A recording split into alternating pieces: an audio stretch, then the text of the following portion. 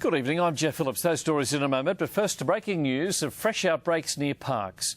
Two fires thought to be started by a train are burning over a 50-hectare area at Bogongate. Fire controllers say one blaze has spread into a nearby mountain range. 12 tankers and 6 water-bombing aircraft are being used to try and control the blaze. A former army barracks, now used for private housing, is under threat from that fire front. Winds are gusting up to 30 kilometres an hour, fanning the blaze in a westerly direction. Now to other fires during the day. Firstly, a fast-moving grass fire at Hargraves near Mudgee. The yet-to-be-contained fire has burnt out 40 hectares.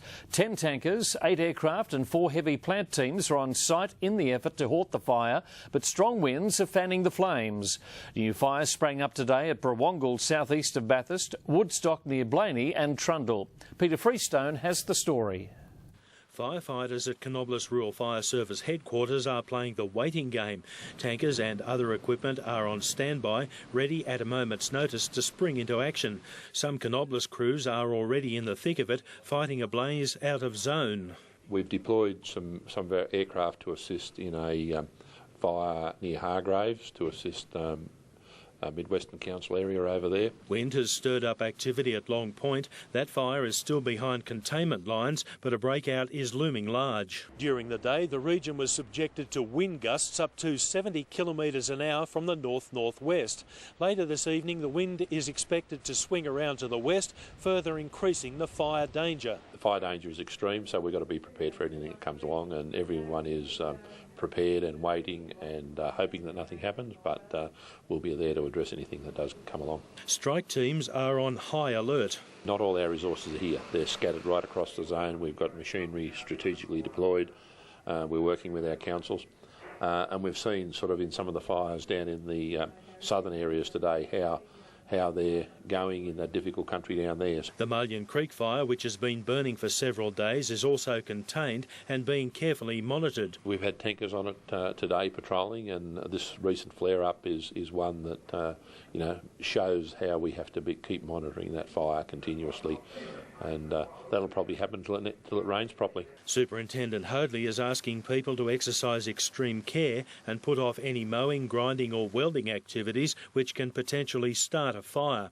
Police warn of severe penalties for those deliberately starting a fire. Under the Crimes Act, there's intentionally setting a bushfire, which carries a maximum penalty of 14 years. There's also offences under the Rural Fires Act that carry quite significant penalties with terms of imprisonment. The RFS website details up-to-date fire information. Peter Freestone, Win News.